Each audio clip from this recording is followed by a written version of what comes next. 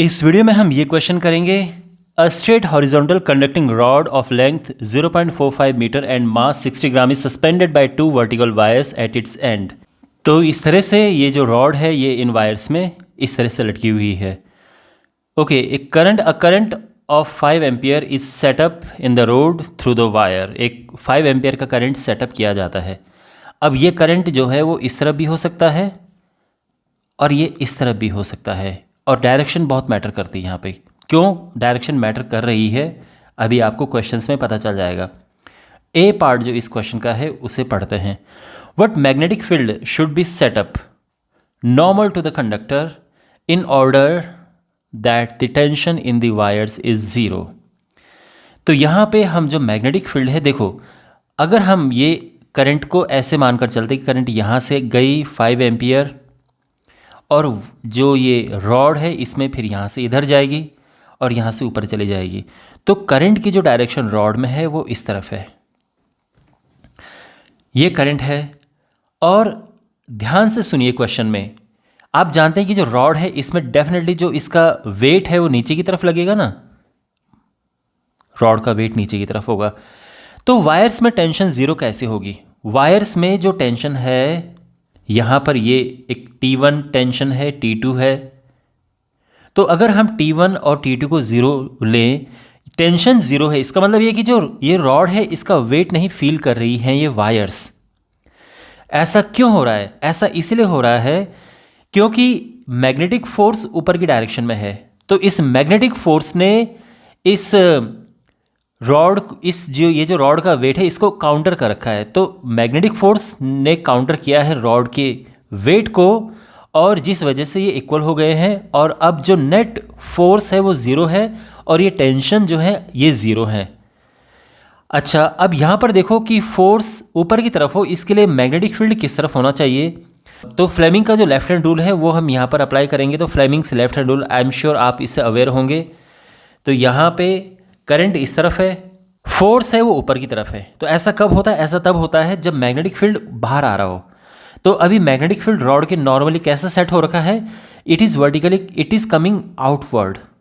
Magnetic field की direction ये है। ध्यान रखना, जब मैग्नेटिक फील्ड हम ऐसे शो करते हैं इसका मतलब ये बाहर आ रहा है, और जब हम मैग्नेटिक फील्ड को ऐसे शो करते हैं इसका मतलब ये अंदर जा रहा है, इनवर्ड, पेपर के अंदर, ऊपर नीचे नहीं, ऐसा नहीं, पेपर के अंदर और ये पेपर के बाहर है। तो यहाँ पर ये पेपर के बाहर है, करंट लेफ्ट की तरफ है।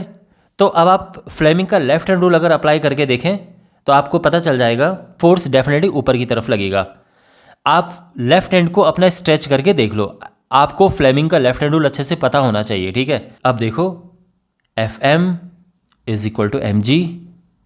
तो Fm यानी फोर्स, किसी कंडक्टर पे जो फोर्स होता है मैग्नेटिक फोर्स, उसका फॉर्मूला होता है ILB साइन थीटा। अब जो यहाँ पर थीटा है वो 90 डिग्री है, बिकॉज जो L और B है इनके बीच 90 डिग्री एंगल है, तो हम वो नहीं लिखेंगे। और ये आ जाएगा मास इनटू ग्रेविटी।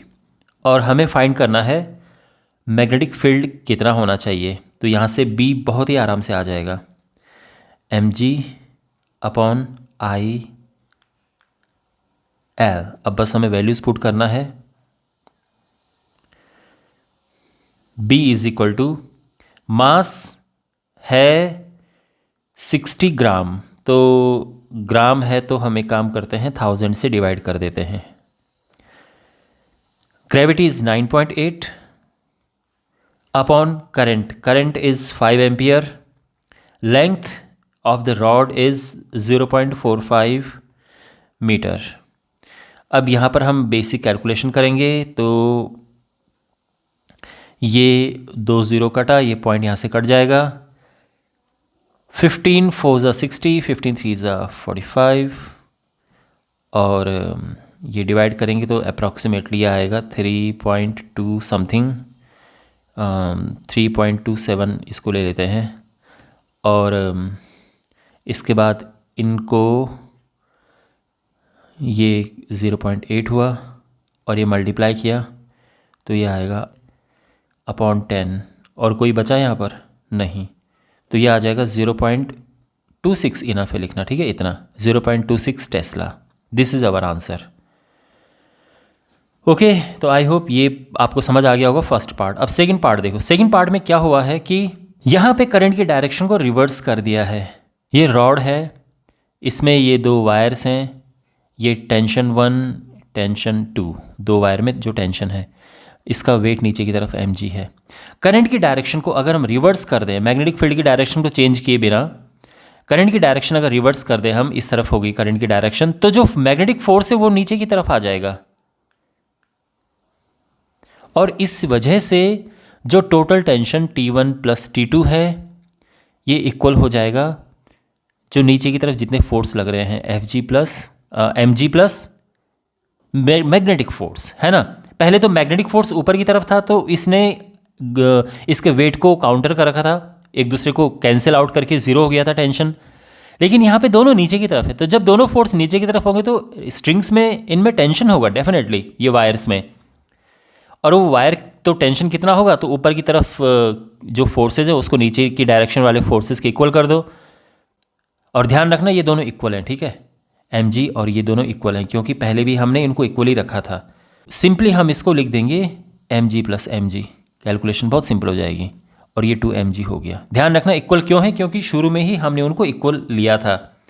तो करंट सेम है, मैग्नेटिक फील्ड सेम है, जब सब कुछ सेम है तो फिर जो फोर्स है बस उसकी डायरेक्शन चेंज होगी मैग्नेटिक फोर्स की, है ना, बाकी उसकी जो मैग्नीट्यूड है वो तो सेम रहेगा। इसीलिए मैंने उसको भी mg लिख दिया है और ये 2mg हो गया है। m इज़ 60 ग्राम, 0.06 किलोग्राम, और ग्रेविटी इज़ 9.8, तो इसको मल्टीप्लाई करेंगे हम, यह आ गया इतना न्यूटन। ये हमारा आंसर है। ओके।